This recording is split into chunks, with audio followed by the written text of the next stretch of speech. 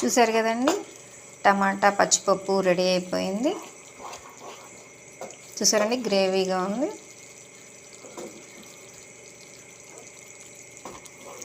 So నచ్చితే like చేయండి, share చేయండి.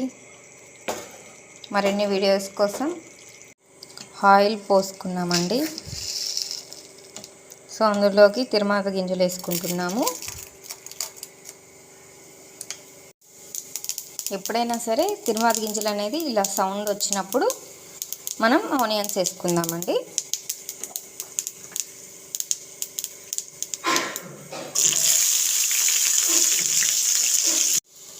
పచ్చిమిర్చి వేస్తున్నానండి,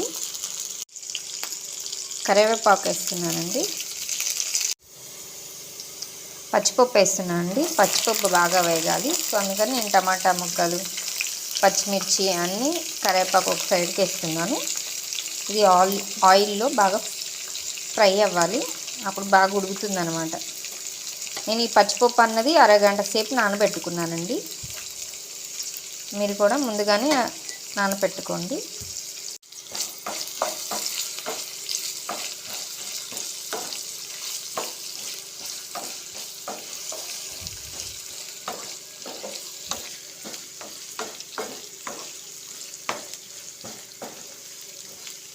ఇది ఆయిల్లో బాగా ఫ్రై అవ్వాలి. సో కొంచెం ఒక 15 మినిట్స్ అలా వేయించుకుందామండి ఆయిల్లో పచ్చిపప్పుని. ఆ తర్వాత టమాటా ముక్కలు వేసుకుందాము. చూసారు కదండి, వేగింది. ఎప్పుడైనా సరే పచ్చిపప్పుని సిమ్లో పెట్టుకొని వేయించుకోవాలి. సో వేయించుకున్నాము. ఇప్పుడు టమాటా ముక్కలు వేస్తున్నాను.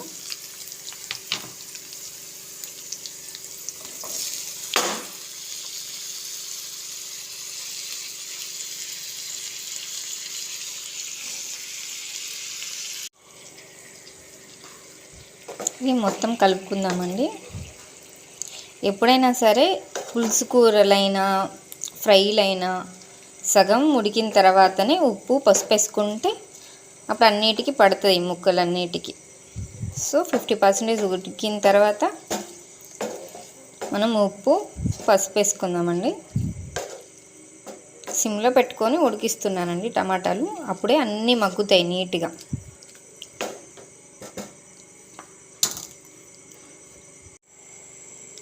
దీని మీద ఒక ప్లేట్ పెడుతున్నానండి, ఎందుకంటే ఉడకాలి కదా. సో అందుకని పెడుతున్నాను. చూసారండి, మనం మూత పెట్టుకునేసరికి పచ్చిపప్పు ఎంత బాగా ఉడుకుతుందో. సో ఎప్పుడైనా సరే ఆయిల్ వేయించుకుంటే పచ్చిపప్పు అనేది చాలా టేస్ట్గా ఉంటుంది అండ్ ఇంకా త్వరగా ఉడుకుతుంది కూడా. చూసారు కదా ఎంత బాగా ఉడుకుతుందో పచ్చిపప్పు. సో ఇంకా 50% ఉడకాలి.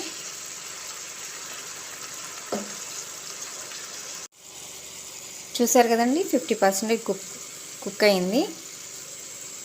సో ఉప్పు వేసుకున్నాను. సో ఇప్పుడు పసుపు వేసుకుంటున్నాను. మొత్తాన్ని ఒకసారి కలుపుకుందామండి.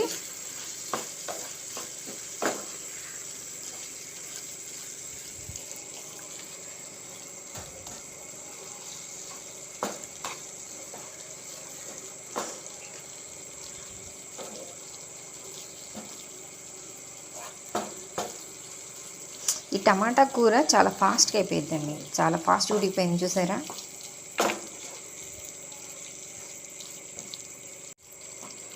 ఒక 75% ఉడికిన తర్వాత అల్లం వెల్లుల్లి పేస్ట్ వేసుకుందామండి. చూసారండి, స్మెల్ ఎంత బాగా వస్తుందో. చూడ్డానికి కూడా చాలా కలర్ఫుల్గా ఉంది.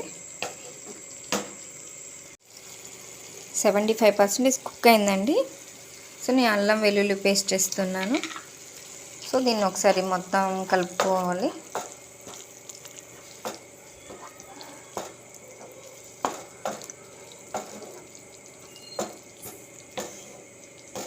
సో ఇంకా 20% ఉడికేసరికి ఉడికిన తర్వాత మనం కారం వేసుకుందామండి. చూసారండి, టమాటా ముక్కలన్నీ ఉడికిపోయినాయి. సో మనం ఇప్పుడు కారం వేసుకుందాము.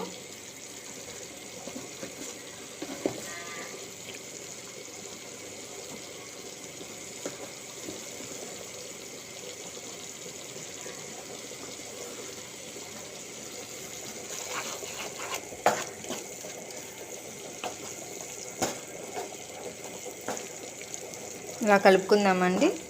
కారం అనేది స్మెల్ పోవాలంటే ఒక 2 మినిట్స్ ఉన్న తర్వాత వాటర్ పోసుకోవాలండి గ్రేవీ కోసం మనం. సో ఒక 2 మినిట్స్ అలా వదిలేద్దామండి ఫ్రీగా. 2 మినిట్స్ అయిపోయింది కదండి. మనం కొంచెం వాటర్ పోసుకుందామండి. గ్రేవీ కావాలి కదా మనకి, సో అందుకని వాటర్ పోసుకుందాం. ఒకసారి కలుపుకుందామండి. ఎందుకంటే కొంచెం వాటర్ ఎక్కువ పోసుకుందాం అనుకోండి, పచ్చిపప్పు కొన్ని ఉడకవు కదా, సో అవి కూడా ఉడుకుతూ ఉంటాయి అన్నమాట. అందుకని కొంచెం వాటర్ ఎక్కువ పోసుకుంటున్నాము. ఇట్లా ఒక 15 మినిట్స్ వదిలేద్దామండి. ఇప్పుడు మంచిగా పచ్చిపప్పు కూడా బాగా ఉడుకుతుంది. రెడీ అయిపోయిందండి.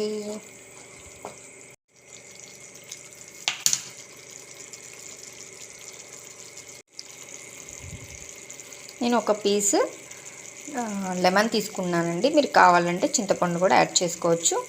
నేను ఓన్లీ చిన్న పీసే తీసుకున్నానండి లెమన్. కొంచెం టేస్ట్ బాగుంటుందని పుల్ల పుల్లగా.